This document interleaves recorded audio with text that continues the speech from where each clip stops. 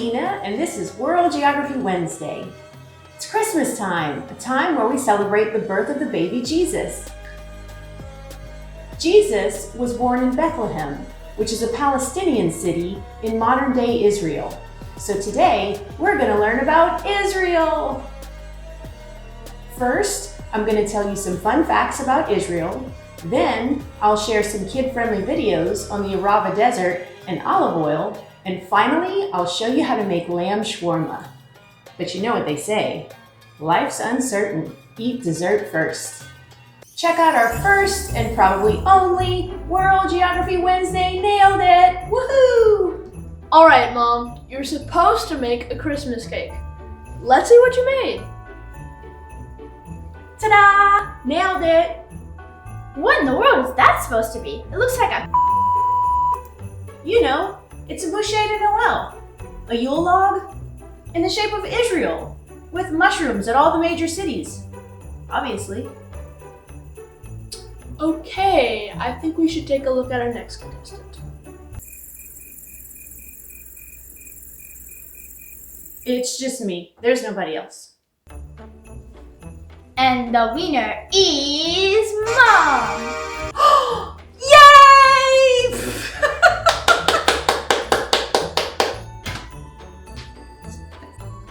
Wes! Oh, Wes! Thank you, Wes.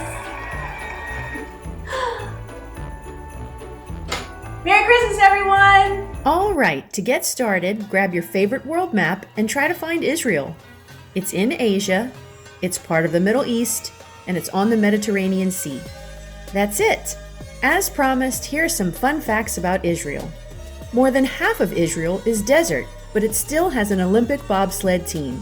The Mount of Olives is the oldest continuously running cemetery in the world. It's been in use for over 3,000 years. The main religions in Israel are Jewish, Muslim, and Christian. Israel is the only country to revive a dead language and use it as one of their national languages. The Dead Sea got its name because it has 10 times more salt than seawater, so animals and plants can't live in it. It's so dense, people can easily float in it. Bonus fact, Israel's favorite winter snack is krembo, which means cream in it in Hebrew. If you're interested, the YouTube channel Israel put out a great video about farming the Arava Desert. SHALOM Sesame also has a video called Making Olive Oil. There are links to both of these videos in the description box below. You could also read The Story for Children by Max Lucado and The Season of the SANDSTORMS by Mary Pope Osborne.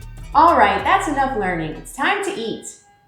A few years ago, my family and I started a new tradition where for Christmas Eve, we'd eat the kinds of foods that Mary and Joseph would have eaten in their long road trip from Nazareth to Bethlehem. Depending on which route they took, it would have taken them between 7 to 9 days to reach their destination. So they undoubtedly packed food in their saddlebags, things that stored well and didn't need to be cooked for a long period of time. They probably packed dried fruits, like dates and apricots, olives and nuts like almonds or pistachios, hard cheese like feta, flatbread, and hummus. These perishable items like meat and fresh vegetables, they would have picked up at the market from the larger towns they passed through along the way.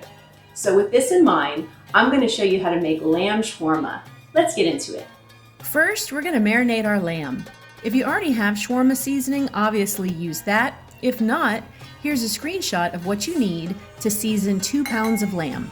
Now don't panic at how long this list is, you probably already have most of these ingredients in your pantry. The most important spices in this marinade are the cinnamon and cloves. They change the flavor of this dish from Mediterranean to Middle Eastern. And Israel is in the Middle East, so don't leave those out. Then, cut your meat into bite-sized pieces. The recipe calls for lamb shoulder thinly sliced, but this stew meat was less expensive and already cut up. Give it a good glug of olive oil and season it really well.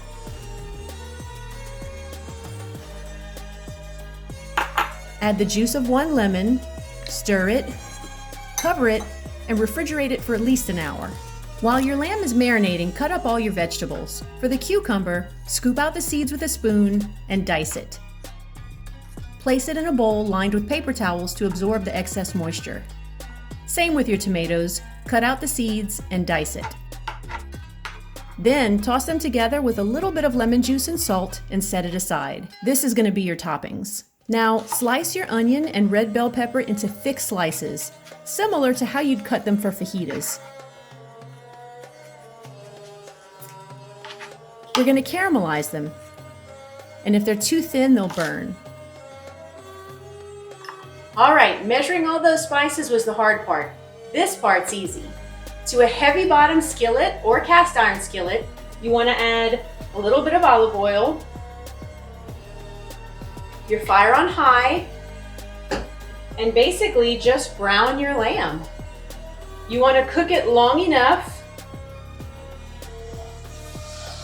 for the marinade to cook off and for it to be crisp on all sides. It's about 10 to 15 minutes. Be sure to stir the meat a few times until it browns. Then scoop it out and set it aside. Now add the sliced onion and bell pepper and stir it well to coat it in all that lamb fat. Turn the heat down to medium-high. While that's cooking, roughly chop your cooked lamb into smaller pieces and set it aside. All right, our onions and peppers are looking gorgeous, so they're ready. Season them with salt. Add a few tablespoons of red wine vinegar and add your lamb back in. Stir it well and let it sit for a few minutes to heat through. Then it's ready. All right, our meat is cooked, our onions are caramelized, and our pita bread's been warmed up. Let's see how it tastes. All right, the most important part is the hummus.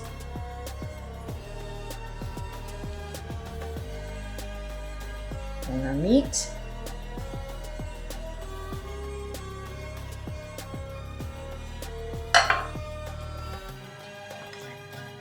And for crunch, a little bit of cucumber and tomatoes.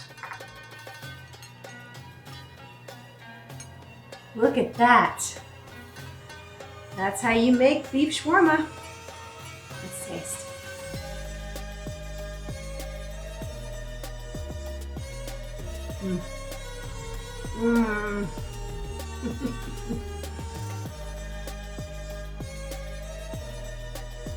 That's delicious. I hope you like this episode of World Geography Wednesday in Israel. If you're interested in the full Israeli menu, check out my blog. There's a link to it in the description box below. In it, you'll find a recipe for mujadara. It's a caramelized onion, chicken, and rice dish that's absolutely delicious. There's also a short video on how to make rugelach. It's one of our favorite Christmas cookies from Israel. If I don't see you next week, have a Merry Christmas. Bye.